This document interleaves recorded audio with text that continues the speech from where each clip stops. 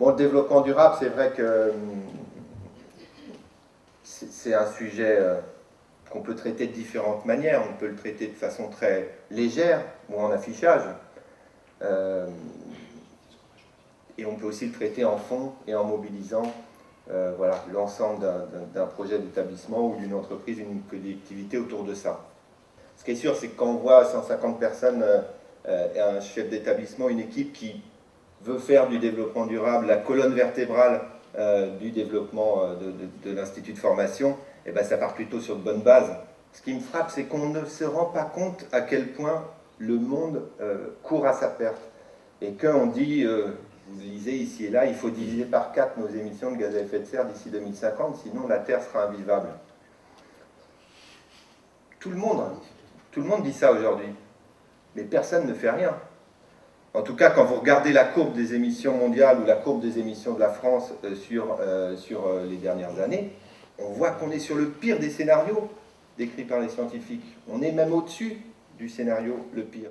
On dépense, par exemple pour les lycées publics, la facture énergétique de nos 112 lycées, c'est 13 millions d'euros par an. Là où je dépense que 4 millions d'euros sur les manuels scolaires. C'est en additionnant les changements de comportement, qui jouent beaucoup évidemment dans un lycée, la régulation des systèmes existants et puis les grands travaux enfin, pour améliorer l'efficacité énergétique du bâtiment. Et là, qu'est-ce que vous jouez là-dessus? Vous jouez la rentabilité économique de votre établissement dans les prochaines années. Deuxième sujet important dans nos établissements scolaires, c'est la restauration. C'est compliqué parce que tout le monde a des idées reçues là-dessus. Tout le monde dit, mais l'agriculture biologique dans les cantines scolaires, ça reviendra plus cher, évidemment. Et puis, les familles ne pourront pas payer. Et ce qu'on voit sur les premiers exemples qu'on a ailleurs, ou sur l'expérimentation qu'on vient de lancer, c'est que tout ça, ce sont des idées reçues. Et qu'il y a un vrai travail important possible et qu'on peut faire, on peut changer les habitudes alimentaires et les produits qu'on propose à nos lycéens sans surcoût. Je dis bien sans surcoût. L'autre jour, je vais dans un autre lycée, 200 élèves, consommation de ketchup et mayonnaise par an, 7 kilos par lycéen. Il y avait le ketchup et la mayonnaise en fin de chaîne, ben, le lycéen il prenait son plat, quel que soit le plat, et puis après il se mettait une dosette de chacun.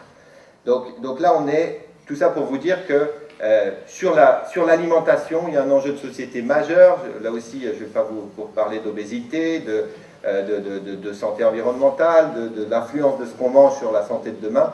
Mais là, vous avez sur votre champ de développement durable un boulevard aussi pour travailler là-dessus. Troisième thème, l'offre de formation des établissements, surtout dans un établissement comme le vôtre, qui est large, qui a un certain nombre de BTS, etc. Je crois qu'il est important, alors on sort un peu de l'établissement éco-responsable, on est plus dans le développement durable et dans la stratégie du lycée, j'y passerai rapidement, mais il faut réfléchir au métier de demain.